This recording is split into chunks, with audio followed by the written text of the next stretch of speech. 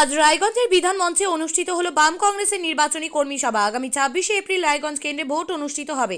তার আগে কর্মীদের সংগঠিত করতেই কর্মী সভা যথেষ্টই তাৎপর্যপূর্ণ বলেই দাবি বাম কংগ্রেস নেতৃত্বের।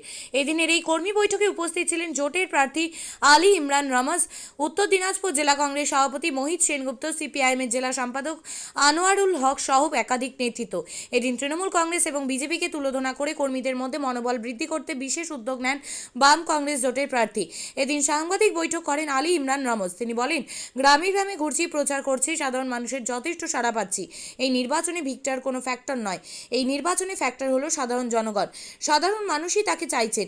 ভোটে জয়ের ব্যাপারে 100% আশা প্রকাশ করছেন তিনি।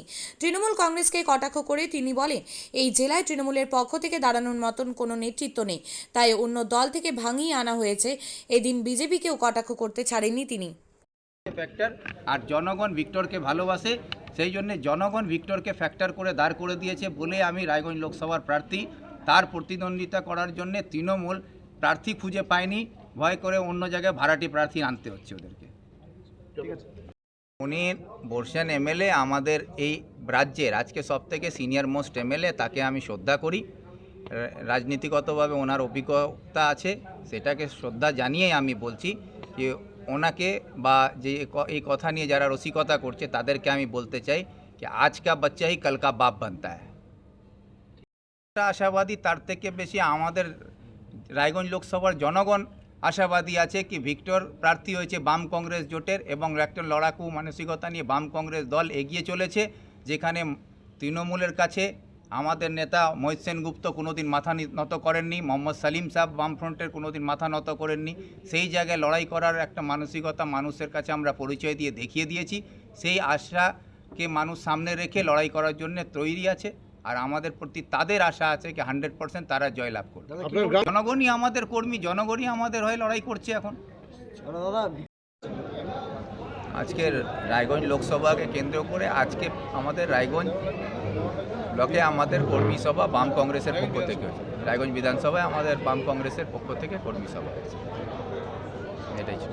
আপনি বার্তা দিলেন কর্মীদের কাছে আমরা আবেদন রেখেছি কি দেশ রক্ষার স্বার্থে, সংবিধানকে রক্ষা করার জন্য, ধর্মীয় সম্প্রীতিকে রক্ষা করার জন্যে, দেশের মধ্যে যেভাবে আর্থিকভাবে দেশটাকে ধ্বংস করা হয়েছে, দেশটাকে রক্ষা করে আমাদের দেশকে বাঁচাবার জন্যে নতুন প্রজন্মের কাছে বার্তা দিতে চাইছি যে দেশ রক্ষার স্বার্থে সবাইকে এগিয়ে আসতে হবে, এবং তার একমাত্র অস্ত্র হচ্ছে গণতন্ত্রতে ভোট। সেই ভোটে আমাদেরকে নিজের ভোট সঠিক জায়গায়, সঠিক দলকে, সঠিক প্রার্থীকে যাতে দিয়ে আপনারা দেশ রক্ষার কাজে অংশগ্রহণ করুন, এটাই আবেদন করেছি। আপনি বারবার দাবি করেছেন আপনাদের মূল প্রতিদ্বন্দ্বী বিজেপি, কিন্তু আপনাদের বক্তব্যে বারবারই তুলে আসছে তৃণমূলের কথা। কি বলবেন এই বিষয়ে? প্রতিদ্বন্দ্বিতাটা বিজেপির সঙ্গে আছে, তাতে কোনো সন্দেহ নাই। যেহেতু রাজ্যে সরকার বিজেপির তৃণমূলের আছে, সেই জন্যে তৃণমূল বিজেপিকে মদত করছে, সেই জন্যে তার কথা আমাদেরকে বলতে হচ্ছে কি মানুষকে ভুল বুঝিয়ে বিজেপির বাক্সে বন্ধ করার চেষ্টা করছে তৃণমূল। যেহেতু কি আগে যদি তৃণমূল আজকে সরকারে আছে, মুখ্যমন্ত্রী আছেন, কিন্তু মুখ্যমন্ত্রী হিসাবে বা দল হিসেবে, নেতা হিসাবে রায়গঞ্জ লোকসভার মধ্যে তৃণমূলের একজন নেতা পেলেন না যে তার দলের হয়ে প্রার্থী হতে পারবেন। তার জন্য ভাড়া করে বিজেপি থেকে প্রার্থী এনে তৃণমূলে দাঁড় করাতে হয়েছে। তো এটা তৃণমূলের জন্য লজ্জা, এবং আমাদের জেলা উত্তর দিনাজপুরে যারা নিজেকে তৃণমূলের নেতা বলে পরিচয় দেন তাদের লজ্জা। তাদেরকে নিজেকে নেতা বলে বলার কোনো অধিকার নেই, যাতে তার দলের নেত্রী তাদেরকে নেতা মনে করে না বলে বিজেপির লোককে এনে এখানে তৃণমূলের প্রার্থী করেছেন।